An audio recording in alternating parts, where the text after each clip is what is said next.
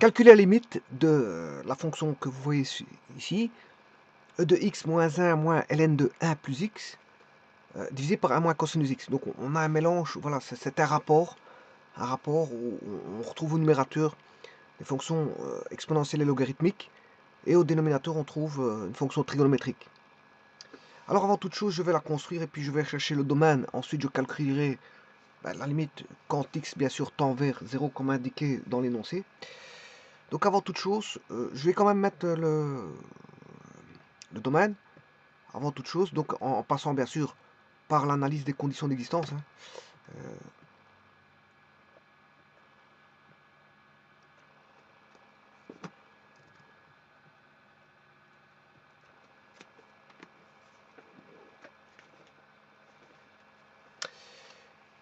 Donc les conditions d'existence vont d'être de deux ordres. Le premier, c'est que, bon, on va estimer, enfin on va analyser le logarithme ici. Alors je rappelle que l'exponentielle, son domaine c'est R, donc il n'y a pas de problème. Ici c'est une constante, donc il faut analyser ceci. 1 plus x doit être strictement positif, c'est-à-dire que x doit être plus grand que moins 1. Voilà, ça c'est une première condition d'existence. Mais ça ne suffit pas parce qu'ici, il y en a encore une, puisqu'on doit avoir 1 moins cosinus x différent de 0, ça devient une équation trigonométrique, moins cosinus x différent de moins 1, donc cosinus x différent de 1. Là, bon, quand est-ce que le cosinus x est différent de 1? Je rappelle que le cosinus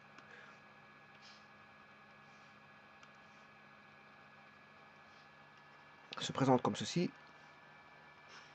Là, on a le cercle trigonométrique de rayon 1. Le cosinus, c'est plus, plus, moins, moins. Ici, le cosinus en 0, 0 degré ou 0 radian,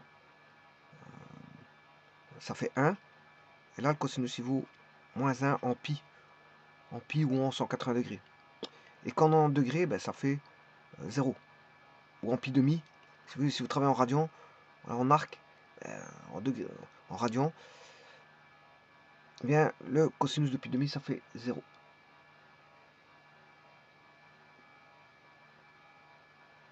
Alors bien sûr, ici, vous voyez la condition d'existence, la seconde condition d'existence, parce qu'il y en a une seconde.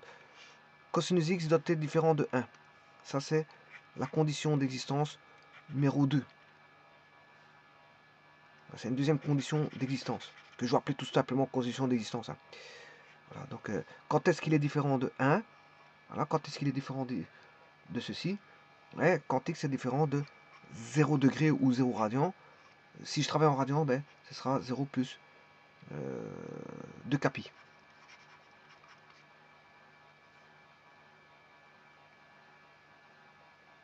Voilà, et à partir de là, j'ai toutes les conditions d'existence, parce que il y en a une qui me dit que x doit être strictement plus grand que 1, moins 1, je m'excuse. Et la seconde dit que x doit être différent de 0 plus 2 capi. Voilà, et on a les deux conditions d'existence. Une qui est due à la fonction trigonométrique cosinus, et l'autre qui est due à logarithme impérien.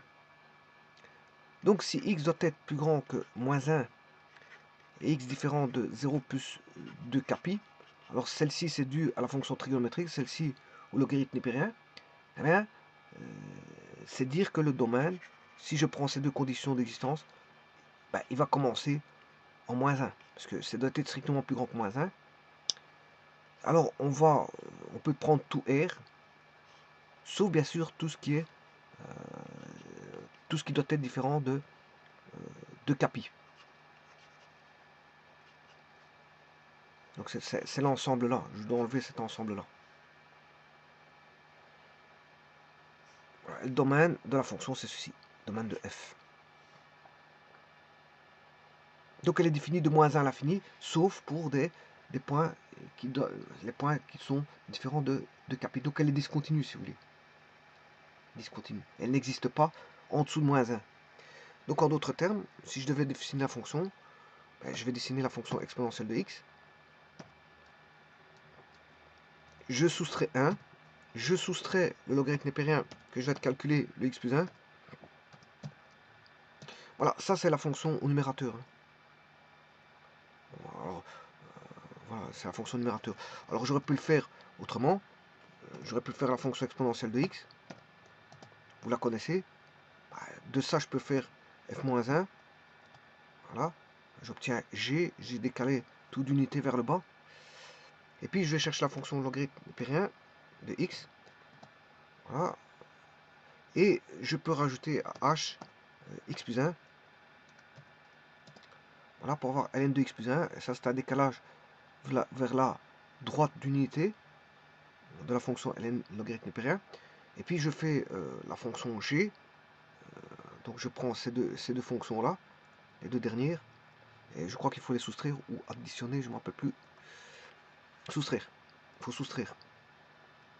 Il faut soustraire ces deux fonctions. C'est-à-dire que il faut soustraire g moins p.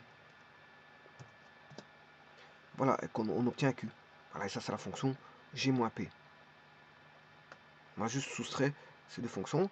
Bien sûr, au numérateur, vous avez la fonction cosinus x.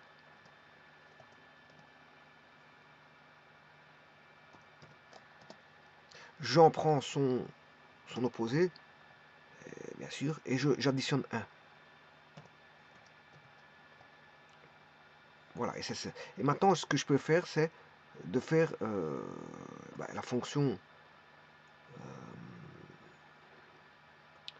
q divisé par la fonction t.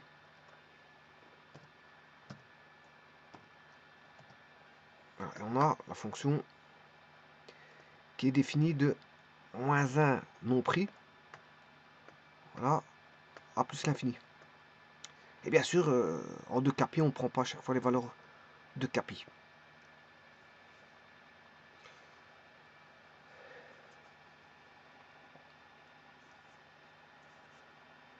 Bien, là, il faut rechercher la limite quand x tend vers 0. On va chercher tout de suite. Alors, je vais faire par, bien sûr, calcul, mais ici, je vais faire dans un premier temps par GeoGebra. La limite quand x tend vers 0 de f indice 1.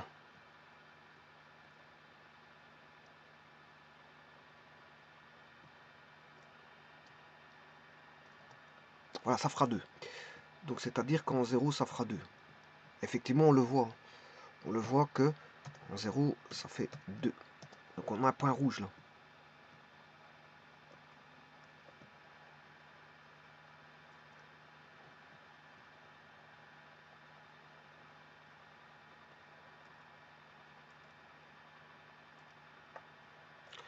Voilà, eh bien, maintenant, il ne reste plus qu'à calculer ça.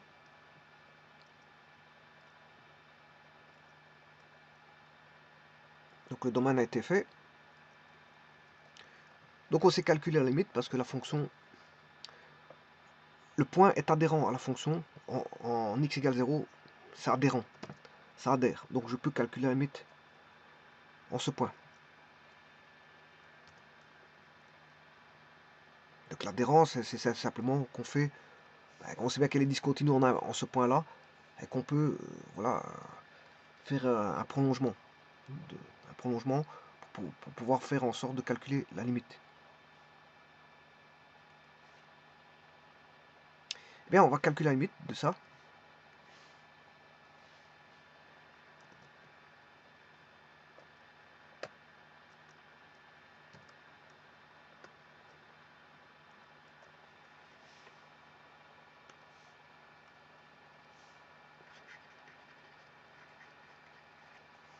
Alors, E de 0, ça fait 1. 1 moins 1, ça fait 0.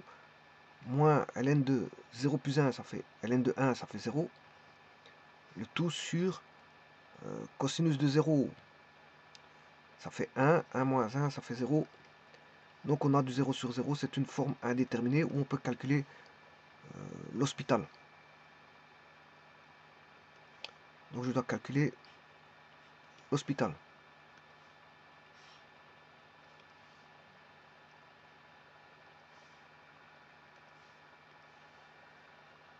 Eh bien, calculons l'hospital de cette fonction, c'est-à-dire calculer la dérivée du numérateur et en calculer bien sûr sa limite. Et là, calculer bien sûr la dérivée du dénominateur et à calculer sa limite. C'est-à-dire, ici, si j'applique l'hospital, ben, je vais dériver le numérateur et dériver le dénominateur et évaluer sa limite quand x tend vers 0. Donc, la dérivée de e de x, ben, e de x, c'est la seule dérivée qui est égale à elle-même. Dérivée de 1, ça fait 0.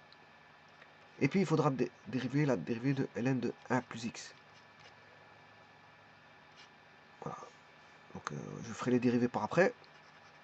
Donc, c'est la dérivée d'une somme, c'est la somme des dérivées. C'est une opération linéaire. La dérivée est une opération linéaire. Donc, je peux dériver d'une somme, c'est la somme des dérivées. Alors, dérivée de 1, ici encore, on a une opération. Dérivée d'une somme, c'est la somme des dérivées. Voilà. Et une fois qu'on a fait ça, ben, je peux calculer la dérivée de e de x et e de x. La dérivée de... Bien sûr, il faut calculer la limite. Hein. N'oubliez pas le calcul de la limite quand x tend vers 0. Ici, il en est de même. Hein. Sa limite quand x tend vers 0. Parce qu'il faut évaluer. L'hospital, il faut évaluer la limite. Dérivée de 1, ça fait 0. Et dérivée de 1, ln de 1 plus x.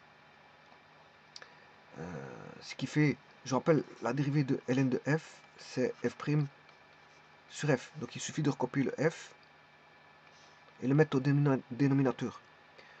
C'est-à-dire que là, on aura moins 1 sur 1 plus x. Et comme on a... Je dois redescendre d'un cran parce qu'on a une fraction qui apparaît. Alors, dérivée de 1 plus x, ça fait 1.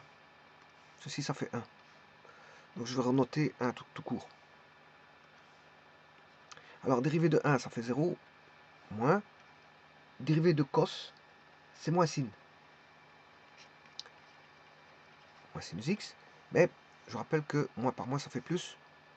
Donc, on aura sinus x.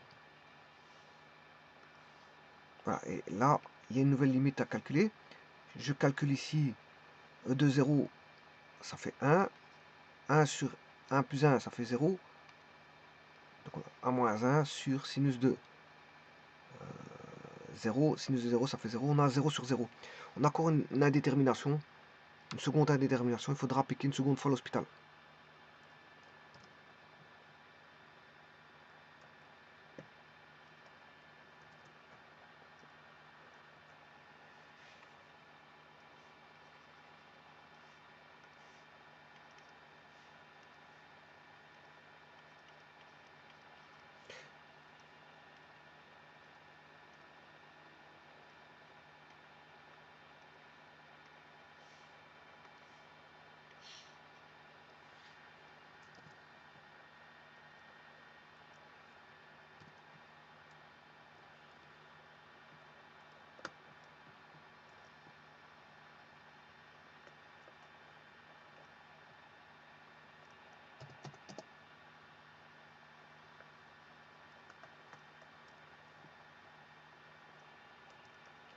Bien, on va redériver ceci.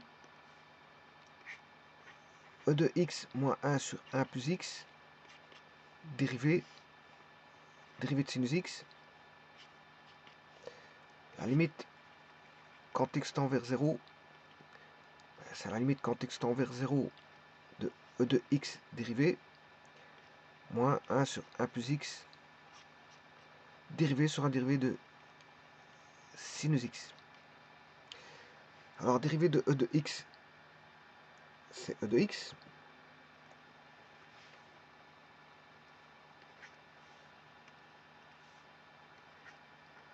Alors, je vais déjà mettre la dérivée de sinus x. Dérivée de sinus, c'est cosinus x.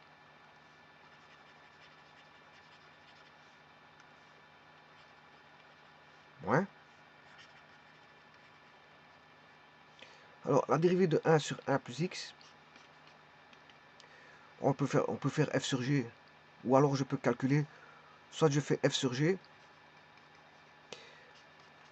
ou alors ce que je peux faire, c'est 1 plus x moins 1 à dériver, c'est la même chose. Bon, si je fais ceci, f sur g, dérivée de 1, ça fait f'(g). On aura f'(g) plus moins fg', f'g dérivé de 1, ça fait 0. Donc le premier terme vaudra 0, fois g fois 1 plus x, 0 fois 1 plus x, ça fait 0, moins f, qui est 1, fois g', dérivé de 1 plus x, ça fait 1, le tout sur 1 plus x au carré. Donc ça fait moins 1 sur 1 plus x. Oui, mais le problème c'est qu'on a un moins devant.